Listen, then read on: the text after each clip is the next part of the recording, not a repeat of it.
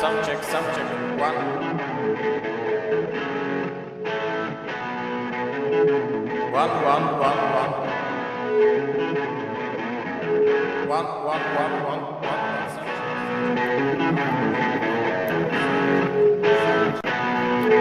Sound check. One.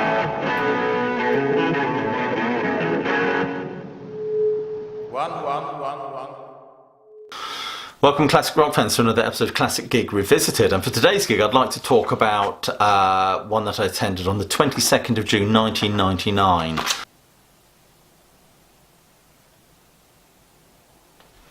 Obviously, this tour, they'd just had a new album out. It was an album called Up.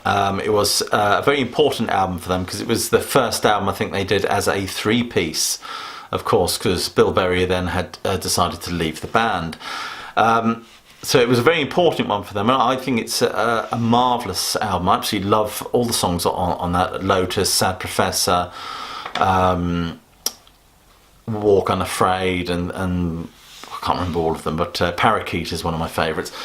I was living in Durham at the time, studying up that way, and I remember, you know, when you have an album that is forever associated with that time and place, for me, whenever I put that album on, it takes me back to my lodgings in the northeast. But anyway, I'd arranged to go and see REM with an ex-girlfriend of mine at the time. We were still friends or on talking terms, but she was actually living in Earl's Court. Anyway, I'd loved REM for many years, but I'd never sort of managed to get to see them. But so this was my chance, really, and they were absolutely brilliant. I mean, Earl's Court, I don't even think it's a venue anymore. I don't know if you go and see bands there, but it was certainly well serviced by the underground and things like that. But it was a big venue, if I remember. I was surprised how big it was. But you go in, and I remember the merchandise stores, and the T-shirts for the gig were absolutely dreadful. Just really sort of typical REM, sort of very minimalist. And I thought, I'm not paying that much money for that. But I did buy a programme. I must admit, I did buy a programme, and here is it, which I still have.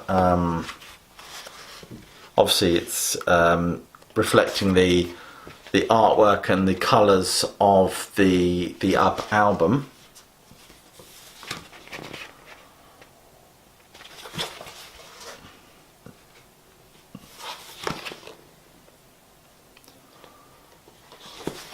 And more interesting. It's all pictures. I mean, that annoys me about programs. It shows that there's no care being taken about it, and it is just about making some money, really. So it's a naff program, really, in many respects.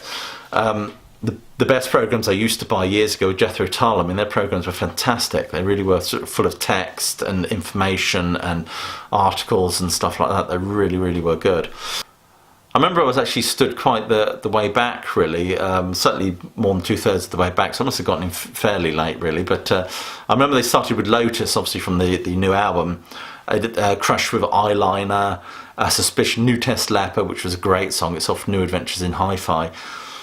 The Apologist, Day Sleeper, Wake Up Bomb, Electrolyte, great song.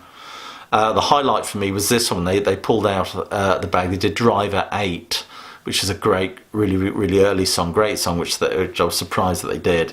At My Most Beautiful, Losing My Religion, of course, The Great Beyond, Find the River, Pop Song 89, Life and How to Live It, Walk Unafraid, Man on the Moon, and the encores, of course, were What's the Frequency, Kenneth, Tongue, Gardening at Night, and It's the End of the World as We Know It.